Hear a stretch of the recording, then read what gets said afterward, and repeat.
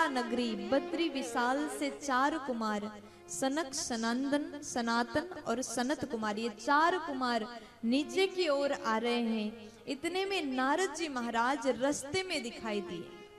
नारद जी कैसे लग रहे हैं? बड़े उदास, दुखी। उनका चेहरा ऐसा लग रहा है अभी अभी किसी चोर ने उनका सामान चोरी कर लिया। नारद जी को देख करके मुनियों ने सवाल किया, नारद जी आप तो सदैव प्रसन्न चित्त रहते थे, आप 24 घंटे भगवान के नाम में झूमने वाले ऐसे नारद को क्या हो गया? आपके चेहरा इतना उदास कैसे? कथम ब्रह्मन दीन मुख कुतश्चिंता तुरो भवान त्वरितम गम्यते कुत्र कुतश्चागमनम तव। नारद जी आपको क्या हो गया? आप इतने दीन दुखी क्यों लग रहे हैं? आप अपनी मन की बात हमको बता सकते हैं, हम कोशिश करेंगे आपके पास जो भी समस्या है हम उस समस्या को दूर करेंगे। नारद जी महाराज बड़े दुखी थे। आज नारद जी कहते हैं कि प्रभु हमारे भीतर जो कष्ट है उसको हम आपको विस्तार से सुनाते हैं और हमें विश्वास है इसका समाधान आपके द्वारा अवश्य ही प्राप्त होगा। तो आज नारद जी महाराज कहते हैं, प्रभु अहम तो पृथिवीं यातो ज्ञात्वा सर्वोत्तमामिति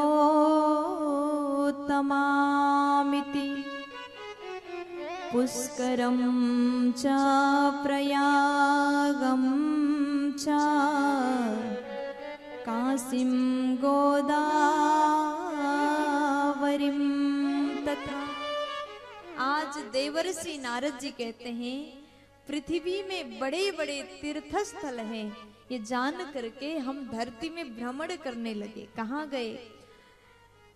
हरि क्षेत्र, कुरुक्षेत्र, श्रीरंगम, सेतु वंदनम एवमादिषु तीर्थेषु भ्रममाणस इतस्ततः।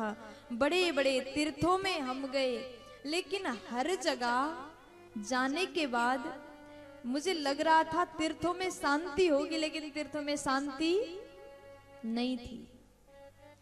हर जगह जाकर के देखा लोग लड़ रहे हैं, आपस में लड़ाई कर रहे हैं, झगड़ा कर रहे हैं।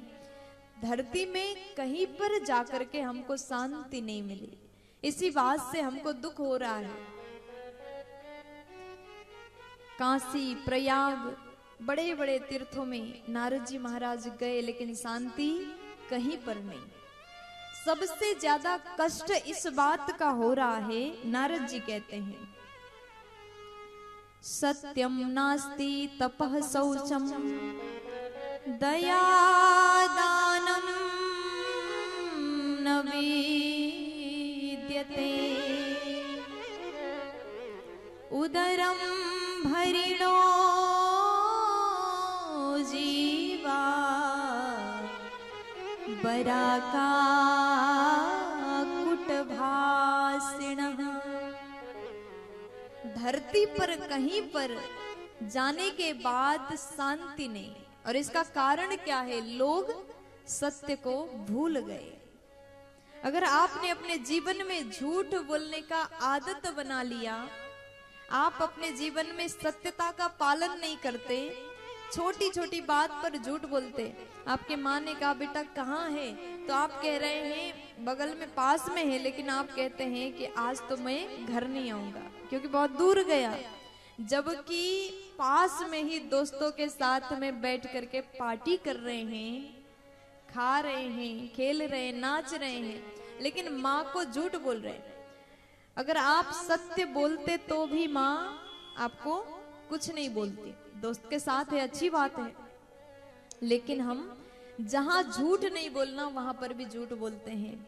और धीरे धीरे करके हमने झूठ बोलने की आदत बना लिया, और समय ऐसा आया हम चाह करके भी सच नहीं बोल पा रहे, क्योंकि झूठ में जीने की कला आपने बड़े अच्छे से सीख लिया। प्यार से बोलो,